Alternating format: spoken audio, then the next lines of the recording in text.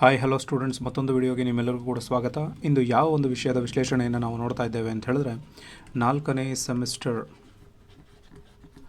BBAನಲ್ಲಿ ಬರ್ತಾ ಇರತಕ್ಕಂತಹ ಕಿರುಬೆರಳ ಸಟೆ ಅಂಥೇಳಿ ಒಂದು ಕಾವ್ಯ ಭಾಗವನ್ನು ನಾವಿವತ್ತು ಅದರ ಸಾರಾಂಶವನ್ನು ನೋಡ್ತಾ ಹೋಗೋಣ. ಈ ಕಿರುಬೆರಳ ಸಟೆ ಅಂಥೇಳಿ ಒಂದು ಕಾವ್ಯ ಭಾಗವನ್ನು ರತ್ನಾಕರ ವರ್ಣಿ ಬರೆದಿರತಕ್ಕಂತಹ ಭರತೇಶ ವೈಭವದಿಂದ ತೆಗೆದುಕೊಂಡಿರ್ತಕ್ಕಂತಹ ಒಂದು ಭಾಗ. ಈ ಒಂದು ಭಾಗ ನಮಗೆ ಏನನ್ನು ತೋರ್ಪಡಿಸುತ್ತೆ ಅಂತ ಹೇಳಿದ್ರೆ, ಮುಖ್ಯವಾಗಿ ರಾಜನಿಗೆ ತನ್ನ ಸಾಮರ್ಥ್ಯ ಏನು ಅನ್ನೋದು ಅವನಿಗೆ ಗೊತ್ತಿರುತ್ತೆ. ಆದರೆ ಅವನ ಸಾಮರ್ಥ್ಯ ಏನು ಅನ್ನೋದು ತನ್ನ ಪ್ರಜೆಗಳಿಗಾಗಲಿ ಸೈನಿಕರಿಗಾಗಲಿ ಏನು ತಿಳಿದೇ ಇರತಕ್ಕಂತಹ ಸಂದರ್ಭದಲ್ಲಿ ಅದೆಲ್ಲವನ್ನು ತೋರಿಸ್ಬೇಕು ಅಂಥೇಳಿ ತನ್ನ ಶಕ್ತಿ ಯಾವ ಮಟ್ಟಕ್ಕಿದೆ, ತನ್ನ ಸಾಮ್ರಾಟತ್ವ ಯಾವ ಮಟ್ಟಕ್ಕಿದೆ ಅನ್ನೋದೆಲ್ಲವನ್ನು ತೋರಿಸ್ತಾ ಹೋಗ್ತಕ್ಕಂಥ ಒಂದು ಸನ್ನಿವೇಶದ ಹಿನ್ನೆಲೆಯಲ್ಲಿರ್ತಕ್ಕಂತಹ ಒಂದು ಭಾಗ. ಈ ಭಾಗದ ಮೂಲಕವಾಗಿ ಭರತನ ವ್ಯಕ್ತಿತ್ವದಲ್ಲಿ ಎರಡು ಅಂದರೆ ದೈವತ್ವ ಮತ್ತು ಮನುಷ್ಯತ್ವ ಎರಡೂ ಬೆರೆತಿರ್ತಕ್ಕಂತಹ ರೂಪದಲ್ಲಿ ಅವನು ಕಾಣಿಸ್ಕೊಳ್ತಾ ಹೋಗ್ತಾನೆ. ಯಾವಾಗ ಅಂತ ಹೇಳಿದ್ರೆ, ದೈವತ್ವ ಇನ್ ದ ಸೆನ್ಸ್ ಅವನಲ್ಲಿರ್ತಕ್ಕಂಥ ಅಸಾಮಾನ್ಯವಾಗಿರ್ತಕ್ಕಂತಹ ಶಕ್ತಿ, ಆ ಅಸಾಮಾನ್ಯ ಶಕ್ತಿಯ ನಡುವೆಯೂ ಮನುಷ್ಯರ ಜೊತೆ ಅಂದರೆ ಸಾಮಾನ್ಯವಾಗಿರ್ತಕ್ಕಂತಹ ಸೈನಿಕರ ಜೊತೆಯೂ ಕೂಡ ಬೆರೀತಕ್ಕಂತಹ ಒಂದು ಸಂದರ್ಭ. ಇವೆಲ್ಲವನ್ನು ನೋಡಿದಾಗ ಒಂದು ಕಡೆ ಮನುಷ್ಯ, ಇನ್ನೊಂದು ಕಡೆ ದೈವತ್ವ, ಎರಡೂ ರೂಪಗಳನ್ನು ನಾವು ನೋಡೋದಕ್ಕೆ ಸಾಧ್ಯ ಆಗ್ತಾ ಹೋಗುತ್ತೆ. ಹಾಗಾದರೆ ಈ ಕಿರುಬೆರಳ ಸಟೆ ಅಂಥೇಳಿ ಒಂದು ಪದ್ಯ ಏನಿದೆಯಲ್ಲ, ಈ ಪದ್ಯದ ಹಿನ್ನೆಲೆಯನ್ನು ಅಥವಾ ಕಾವ್ಯ ಭಾಗದ ಹಿನ್ನೆಲೆ ನೋಡಬೇಕಾಗ್ತದೆ. ಏನು ಈ ಕಾವ್ಯ ಭಾಗದ ಹಿನ್ನೆಲೆ ಅಂತ ಹೇಳಿದ್ರೆ, ನಾವು ಎಷ್ಟೋ ಪದ್ಯಗಳನ್ನು ನೋಡಿದ್ದೇವೆ ಅಥವಾ ಎಲ್ಲೆಲ್ಲೋ, ಅಂದರೆ ಈಗ ಪಂಪನಲ್ಲೂ ಕೂಡ ಇದೇ ವಿಚಾರ ಬರ್ತದೆ, ರತ್ನಾಕರ ವರ್ಣಿಯಲ್ಲೂ ಕೂಡ ಇದೇ ವಿಚಾರ ಬರ್ತದೆ. ಅಂದರೆ ಈ ಭರತನಿಗೆ ಸಂಬಂಧಪಟ್ಟಿರ್ತಕ್ಕಂಥ ಕೃತಿಗಳೆಲ್ಲ ಕೃತಿಗಳಲ್ಲೂ ಕೂಡ ಇದು ಇದ್ದೇ ಇರ್ತದೆ.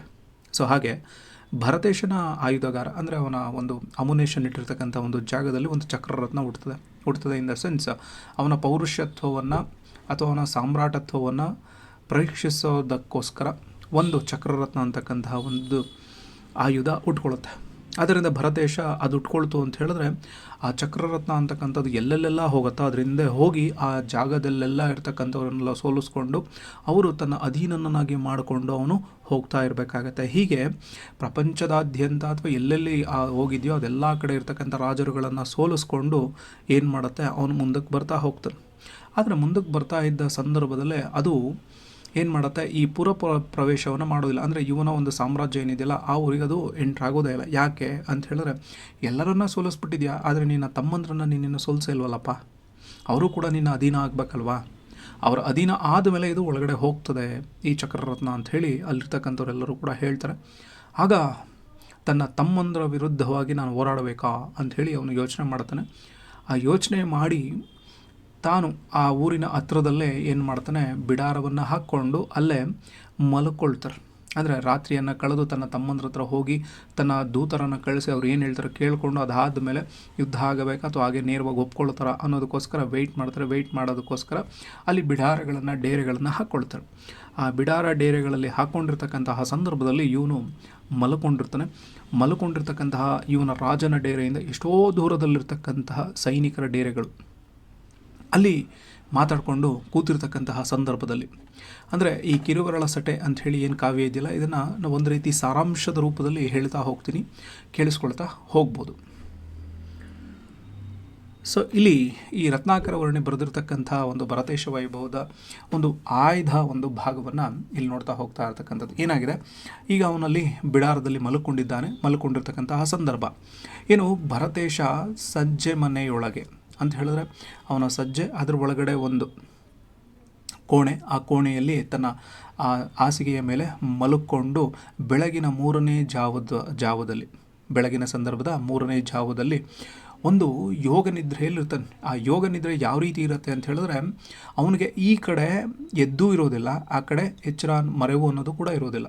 ಎರಡು ಅಂದರೆ ಆ ನಿದ್ದೆಯ ಮಧ್ಯಮ ಸ್ಥಿತಿ ಅಂತ ಹೇಳಿ ಕರಿತೀವಲ್ವ, ಅಂತಹ ಸ್ಥಿತಿಯಲ್ಲಿ ಅವನಿದ್ದಾನೆ. ಅಂತಹ ಸ್ಥಿತಿಯಲ್ಲಿದ್ದಾಗ ಅಲ್ಲಿ ಒಂದು ಏನಾಗುತ್ತೆ ಅಂತ ಹೇಳಿದ್ರೆ, ಯಾವುದೋ ಒಂದು ವಿನೋದದ ಪ್ರಸಂಗ ಅಂತಕ್ಕಂಥದ್ದು ನಡೀತದೆ ಅಂತ ಹೇಳಿದ್ರೆ ಅವನಿಗೆ ಕೇಳಿಸ್ಕೊಳ್ಳೋದಕ್ಕೆ ಮುಂದಾಗ್ತಾ ಹೋಗ್ತದೆ. ಅದು ಯಾವ ಸಂದರ್ಭದಲ್ಲಿ ಆ ವಿನೋದ ನಡೀತದೆ ಅಂತ ಹೇಳಿದ್ರೆ, ರಾತ್ರಿ ಸಂದರ್ಭದಲ್ಲಿ ಮರಗಳು ತನ್ನ ಎಲೆಗಳನ್ನು ಅಲುಗಾಡಿಸ್ಕೊಳ್ಳೋಕ್ಕಾಗದೇ ಇರತಕ್ಕಂತಹ ಸಂದರ್ಭ, ಆಮೇಲೆ ಸಾಮಾನ್ಯ ಜನರು ಕೂಡ ಮಾತಾಡ್ಕೊಳ್ಳೋಕ್ಕಾಗದೇ ಇರತಕ್ಕಂತಹ ಹೊತ್ತು.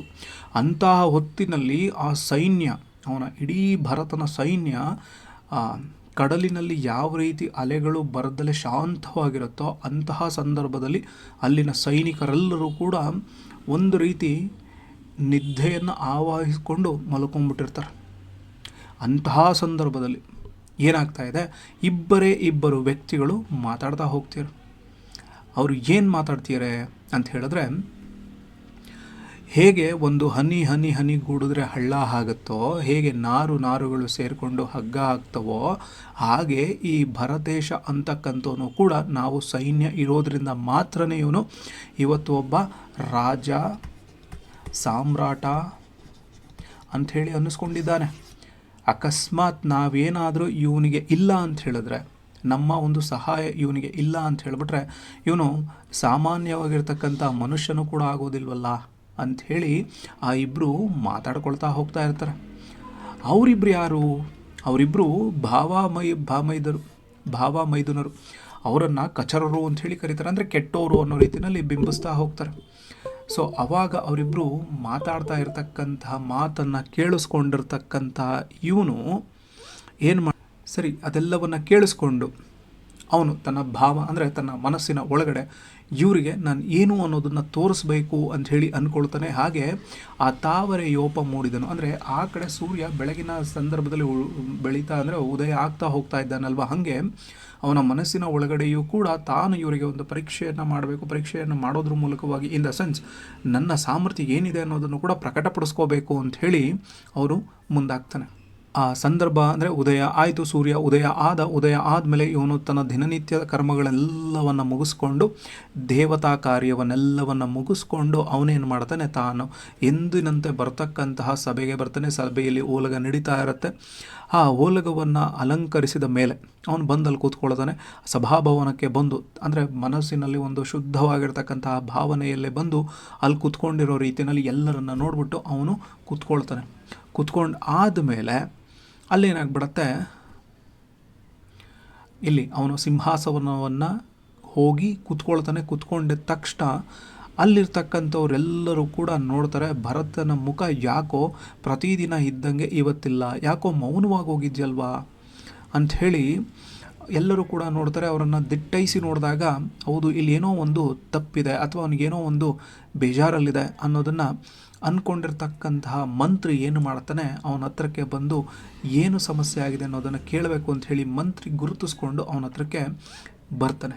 ಬಂದು ಕೇಳಿದಾಗ ನೀವು ಮನ್ಮಥನಿಗೆ ಸಮನಾಗಿರ್ತಕ್ಕಂಥವ್ರು, ನಿಮ್ಮಲ್ಲಿ ಏನಂತಹ ಚಿಂತೆ, ನಿಮಗೆ ಏನಂತಹ ಚಿಂತೆ ಇದೆಯೋ ಅದನ್ನು ನಮಗೆ ಹೇಳಿ, ಆ ಚಿಂತೆ ಎಲ್ಲವನ್ನು ನಾವು ದೂರ ಮಾಡ್ತೀವಿ ಅಂಥೇಳಿ ಅವನು ಹೇಳಿದ ತಕ್ಷಣ ಅವನೇನು ಹೇಳುತ್ತಾನೆ, ಅವನು ತನ್ನ ಬೆರಳನ್ನು ತೋರಿಸ್ಬಿಟ್ಟು ಒಂದು ಬೆರಳಿನಲ್ಲಿ ಏನಾಗಿದೆ, ನರ ಅಂತಕ್ಕಂಥದ್ದು ಬಿಗಿದು ಇಟ್ಕೊಂಡ್ಬಿಟ್ಟಿದೆ.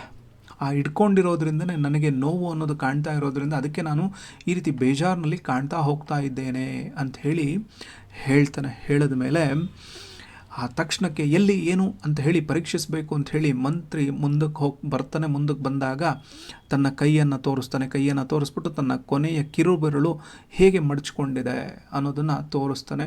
ಆ ತೋರಿಸಿದ ತಕ್ಷಣ ಯಾವ ರೀತಿ ಆರದ ರೀತಿ ಆಗ್ತಾ ಕಾಣುತ್ತೋ ಆ ರೀತಿ ಆ ಬೆರಳು ಕೂಡ ಮಡ್ಚ್ಕೊಂಡಿರೋದನ್ನು ನೋಡ್ತಾರೆ. ನೋಡಿದ ತಕ್ಷಣ ಇವ್ರಿಗೊಂಥರ ದಿಗ್ಭ್ರಾಂತಿ ಆಗಿಬಿಡತ್ತೆ. ದಿಗ್ಭ್ರಾಂತಿ ಆದಮೇಲೆ ಅವನ ಭರತನ ರಾಜವೈದ್ಯರು ಅಂತ ಏನು ಕರೆಸ್ಕೊಳ್ತಾರಲ್ವ, ಆ ರಾಜವೈದ್ಯರು ಅಲ್ಲಿಗೆ ಬರ್ತಾರೆ. ಅದಾದಮೇಲೆ 360 ಜನ ಸೇನೆ, ಅದಾದಮೇಲೆ ಅವನ ಸಕಲ ಸೈನ್ಯವೆಲ್ಲವೂ ಕೂಡ ನಾವು ಸರಿ ಮಾಡ್ತೀವಿ, ಈ ಸಮಸ್ಯೆಯನ್ನು ಸರಿ ಮಾಡ್ತೀವಿ ಅಂಥೇಳಿ ಒಬ್ಬೊಬ್ಬರಾಗಿ ಎಲ್ಲರೂ ಕೂಡ ಅಲ್ಲಿಗೆ ಬರ್ತಾರೆ. ಬಂದ ಮೇಲೆ ಗಟ್ಟಿಯಾಗಿ ಬಲಿಷ್ಠವಾಗಿ ಅದಾಗಿರ್ತಕ್ಕಂಥದ್ದನ್ನು ನೋಡಿ ಎಂತೆಂಥ ಜಟ್ಟಿಗಳು ಕೂಡ ಅಲ್ಲಿಗೆ ಬಂದು ಎಲ್ಲವನ್ನು ನಾವು ಸರಿ ಮಾಡ್ತೀವಿ ಅಂತ ಹೇಳಿ ಬಂದು ಎಲ್ಲರೂ ನೋಡ್ತಾರೆ. ಆದರೂ ಕೂಡ ಆ ಕಿರುಬೆರಳನ್ನು ಮಡಚ್ಕೊಂಡಿರ್ತಕ್ಕಂತಹ ಕಿರುಬೆರಳನ್ನು ಯಾರ ಕೈಯಲ್ಲೂ ಕೂಡ ಸರಿ ಮಾಡೋದಕ್ಕೆ ಸಾಧ್ಯನೇ ಆಗೋದಿಲ್ಲ. ಎಲ್ಲರೂ ಬಂದರೂ ಕೂಡ ಆ ತಕ್ಷಣಕ್ಕೆ ಏನು ಹೇಳ್ತಾರೆ, ಎಲ್ಲರ ಕೈಲೂ ಆಗಲಿಲ್ಲ ಅಂತ ಹೇಳಿದ್ಮೇಲೆ ಇವಾಗ ಏನು ಮಾಡಬೇಕು, ಈ ಕೈ ಬೆರಳನ್ನು ಸರಿ ಮಾಡ್ಕೊಳ್ಬೇಕಲ್ವ ಇವಾಗ. ಅದಕ್ಕೆ ಅವನೇ ನನ್ನ ಹತ್ರ ಒಂದು ಹೊಸ ಉಪಾಯ ಇದೆಯಪ್ಪ, ಆ ಹೊಸ ಉಪಾಯದ ಮೂಲಕವಾಗಿ ನೀವೇನಾದರೂ ಮಾಡ್ತೀರಾ ಅಂತ ಹೇಳಿದ್ರೆ ಅದು ಸರಿ ಹೋಗ್ಬೋದೇನೋ ಅಂಥೇಳಿ ಹೇಳ್ತಾನೆ. ಅದಕ್ಕೆ ಅವನೇ ಹೇಳ್ತಾನೆ, ಏನು ಆ ಉಪಾಯ ಅಂತ ಹೇಳಿದ್ರೆ, ಚಿನ್ನದ ಸರಪಣಿಯನ್ನು ಮಾಡಿಸ್ಕೊಂಡು ಬನ್ನಿ. ಆ ಚಿನ್ನದ ಸರಪಣಿಯನ್ನು ಮಾಡಿಸ್ಕೊಂಡು ಬಂದ್ಬಿಟ್ಟು ಅದರಲ್ಲಿ ಒಂದು ಹೋಲನ್ನು ಮಾಡಿಸ್ಕೊಂಡು ಆ ನನ್ನ ಬೆರಳಿನಿದೆ ಆ ಬೆರಳು ಒಳಗಡೆ ಹಾಕಿಟ್ಕೊಂಡು ಅದನ್ನು ನೀವೇನು ಮಾಡಬೇಕಾಗತ್ತೆ, ಜೋರಾಗಿ ಜಗ್ಗಬೇಕು. ಜಗ್ದಾಗ ಆ ಕಿರು ಬೆರಳು ಮಡ್ಚ್ಕೊಂಡಿರ್ತಕ್ಕಂಥದ್ದು ಸ್ಟ್ರೇಟ್ ಆಗ್ಬೋದೇನೋ ಅನ್ನೋದನ್ನು ಹೇಳ್ತಾನೆ. ಸರಿ ಆಯಿತು ಅಂತ ಹೇಳಿ ಆ ಸೈನ್ಯದವರೆಲ್ಲರೂ ಏನು ಮಾಡ್ತಾರೆ, ಆ ಚಿನ್ನದ ಸರಪಣಿಯನ್ನು ಮಾಡಿಸ್ಕೊಂಡು ಅವನ ಕಿರು ಬೆರಳಿಗೆ ತಂದು ಆ ಒಂದು ಹಾಕ್ತಾರೆ. ಹಾಕಿದ ತಕ್ಷಣ ಹೆಂಗೆ ಕಾಣುತ್ತೆ ಅದು ಅಂತ ಹೇಳಿದ್ರೆ, ಒಂದು ಹಗ್ಗಕ್ಕೆ ಎಣ್ಣೆ ಮುತ್ಕೊಂಡಿದ್ದಾಗ ಇರುವೆಗಳೆಲ್ಲವೂ ಹೋಗಿ ಹೆಂಗೆ ಮುತ್ಕೊಳ್ತಾವೋ ಹಾಗೆ ಆ ಚಿನ್ನದ ಸರಪಣಿಯನ್ನು ಹಿಡ್ಕೊಳ್ಬೇಕು ಅಂಥೇಳಿ ಅಲ್ಲಿರ್ತಕ್ಕಂಥ ಸೈನ್ಯವೆಲ್ಲವೂ ಹೋಗಿ ಇಟ್ಕೊಳ್ತಾವಂತೆ ಗಟ್ಟಿಗೆ. ಅದು ಎಳಿಬೇಕು ಅಂಥೇಳಿ. ಸರಿ ಎಳಿಬೇಕು ಅಂಥೇಳಿ ಮುಂದಾಗಿದ ತಕ್ಷಣ ಹೆಂಗೆ ಆ ಹಗ್ಗದಿಂದ ಒಂದು ತೇರನ್ನು ನಾವು ಎಳಿಬೋದು. ಅಂದರೆ ಈಗ ರಥವನ್ನು ಒಂದು ದಾರ ಅಥವಾ ಒಂದು ಹಗ್ಗ ಹಾಕಿ ನಾವು ಎಳಿಬೋದು. ಅವಾಗ ಏನಾಗುತ್ತೆ, ಆ ತೇರು ಮುಂದಕ್ಕೆ ಬರುತ್ತೆ. ಆದರೆ ಈ ದಾರ ಅಥವಾ ಈ ಹಗ್ಗವನ್ನು ಹಾಕಿ ಒಂದು ಪರ್ವತವನ್ನು ಎಳೆಯೋದಕ್ಕಾಗತ್ತಾ? ಎಳೆಯೋದಕ್ಕೆ ಆಗೋದಿಲ್ಲ. ಅಂತಹ ಗಟ್ಟಿಮುಟ್ಟಾಗಿರ್ತಕ್ಕಂಥ ಅಷ್ಟೊಂದು ಶಕ್ತಿಯನ್ನು ಹೊಂದಿರತಕ್ಕಂಥ ಒಂದು ಕಿರುಬೆರಳು. ಅದನ್ನು ಇಷ್ಟೆಲ್ಲ ಮಾಡಿದ್ರೂ ಕೂಡ ನಮ್ಮ ಕೈಯಲ್ಲಿ ಜಗ್ಸೋಕ್ಕಾಗ್ತಾನೇ ಇಲ್ವಲ್ಲ. ಎಷ್ಟೆಲ್ಲ ಅವನ ಸೇನೆ ಪ್ರಯತ್ನ ಪಟ್ಟರೂ ಕೂಡ ಅವ್ರ ಕೈಯಲ್ಲಿ ಅದನ್ನು ಹಿಂಜಗ್ಸೋಕ್ಕಾಗಲಿಲ್ಲ, ಬೆರಳನ್ನು ಸ್ಟ್ರೈಟ್ ಮಾಡೋಕ್ಕಾಗಲಿಲ್ಲ. ಅದು ಅಲ್ಲದೆ ನರ ಅಂತಕ್ಕಂಥದ್ದು ಸಡಿಲ ಆಗಲೇ ಇಲ್ಲ. ಮತ್ತಷ್ಟು ಬಲವನ್ನು ಅವ್ರಿಗೆ ಹೇಳ್ತಾರೆ, ಮತ್ತಷ್ಟು ನೋಡ್ರಪ್ಪ, ನೀವು ಹಾಕ್ತಾ ಇರ್ತಕ್ಕಂಥ ಬಲ ಅನ್ನೋದು ಏನಿದೆಯಲ್ಲ ಅದಕ್ಕಿಂತ ಜಾಸ್ತಿ ನೀವು ಹಾಕಬೇಕಾಗತ್ತೆ, ಅದಕ್ಕಿಂತ ಹೆಚ್ಚಿನ ಬಲವನ್ನು ಹಾಕಿ ನೀವು ಎಳೀರಿ ಅಂತ ಹೇಳ್ತಾರೆ. ಆವಾಗಲೂ ಕೂಡ ಆ ಸೇನೆ ಏನು ಮಾಡುತ್ತೆ, ಆ ಗಟ್ಟಿಯಾಗಿ ಇನ್ನೂ ಹೆಚ್ಚಿನ ಭಾರವನ್ನು ಹಾಕಿ ಅದನ್ನು ಎಳಿಬೇಕು ಅಂತ ಹೇಳಿ ಎಳಿತಾರೆ. ಅಲ್ಲಿ ಕಚ್ಕೊಂಡು ಎಳಿತಾರೆ. ಆದರೂ ಕೂಡ ಅದೇನಾಗ್ತಾ ಇದೆ, ಅಂದರೆ ಆ ಸರಪಣಿಯ ಮೂಲಕವಾಗಿ ಆ ಬೆರಳು ಹೇಗಿದೆಯೋ ಹಾಗೆ ಮಡಚ್ಕೊಂಡೇ ಇದೆ ಹೊರತು ಅದು ಸ್ಟ್ರೇಟ್ ಆಗಲೇ ಇಲ್ಲ. ಅವಾಗ ಇಷ್ಟೆಲ್ಲ ಮಾಡ್ತಾ ಇರ್ತಕ್ಕಂತಹ ಸಂದರ್ಭದಲ್ಲೇ ಅಲ್ಲಿರ್ತಕ್ಕಂತಹ ಸೇನೆಯವರು ಮಾತಾಡ್ಕೊಳ್ತಾರೆ, ಏನಪ್ಪ ಇಷ್ಟು ಸಣ್ಣ ಬೆರಳು, ಒಂದೇ ಒಂದು ಕಿರು ಬೆರಳು ಇಷ್ಟೊಂದು ಶಕ್ತಿಯನ್ನು ಅಡಗಿಸ್ಕೊಂಡಿದೆ ಅಂತ ಹೇಳಿದ್ರೆ ಇನ್ನು ಅವನ ಹೆಬ್ಬೆಟ್ಟು ಇನ್ಯಾವ ಮಟ್ಟದ ಶಕ್ತಿಯನ್ನು ಹೊಂದಿದೆ, ಅಥವಾ ಅವನ ಮುಷ್ಟಿ ಅಂತಕ್ಕಂಥದ್ದು ಇನ್ಯಾವ ಮಟ್ಟದ ಶಕ್ತಿಯನ್ನು ಹೊಂದಿದೆ, ಆ ರೀತಿ ಆ ಭರತ ಇನ್ಯಾವ ಮಟ್ಟದ ಶಕ್ತಿಯನ್ನು ಹೊಂದಿರ್ಬೋದಲ್ವಾ ಅಂಥೇಳಿ ಮಾತಾಡ್ಕೊಳ್ತಾ ಇರ್ತಾರೆ. ಅದನ್ನು ಕೇಳಿಸ್ಕೊಂಡಾಗ ಭರತೇಶ ಏನು ಮಾಡ್ತಾನೆ, ಇಷ್ಟೆಲ್ಲ ಜಗ್ತಾವ್ರೆ, ಇಷ್ಟೆಲ್ಲ ಮಾಡ್ತಾವ್ರೆ, ಏನು ಮಾಡೋದು ಅಂಥೇಳಿ ಅವರ ಆಟ ಪಾಠಗಳೆಲ್ಲವನ್ನು ನೋಡಿದಾಗ ಅವನಿಗೆ ನಗು ಅನ್ನೋದು ಬಂದ್ಬಿಡುತ್ತೆ. ಅವಾಗ ತಲೆಯನ್ನು ಸ್ವಲ್ಪ ಬಗ್ಗಿಸ್ಕೊಂಡು ನಗ್ತಾನೆ.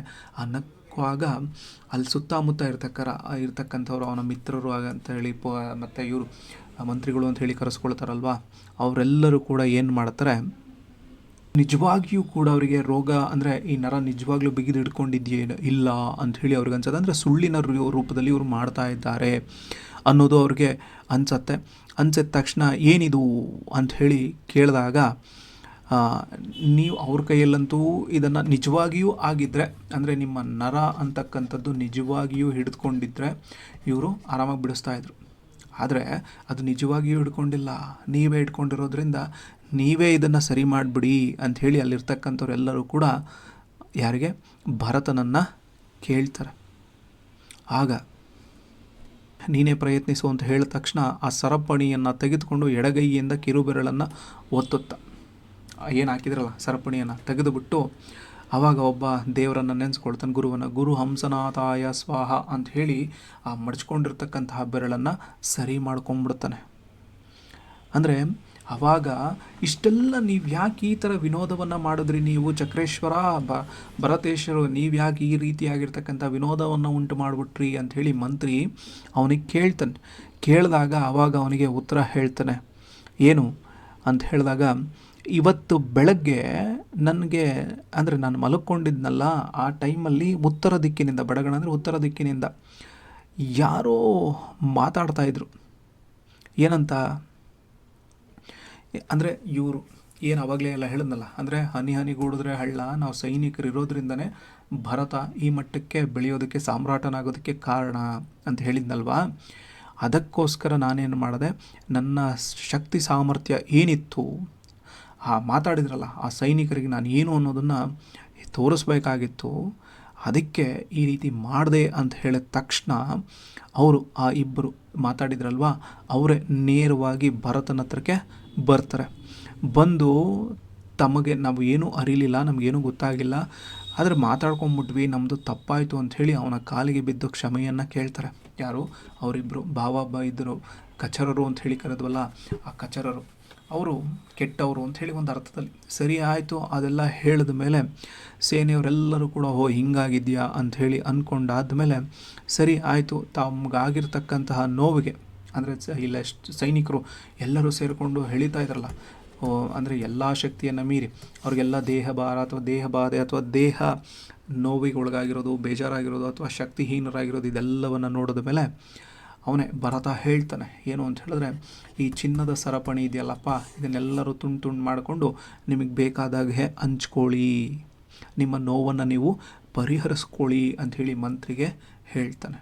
ಅಂದರೆ ಇಡೀ ಈ ಕಾವ್ಯ ಭಾಗ ಒಂದು ಕಡೆ ವಿನೋದದ ರೀತಿಯಲ್ಲೂ ಕಂಡರೂ ಕೂಡ ಯಾವ ಮಟ್ಟದ ಇವನಿಗೆ ಆ ಶಕ್ತಿ ಸಾಮರ್ಥ್ಯ ಇದೆ ಅನ್ನೋದನ್ನು ಕವಿ ತೋರಿಸ್ತಾ ಹೋಗ್ತೀಯಾನೆ.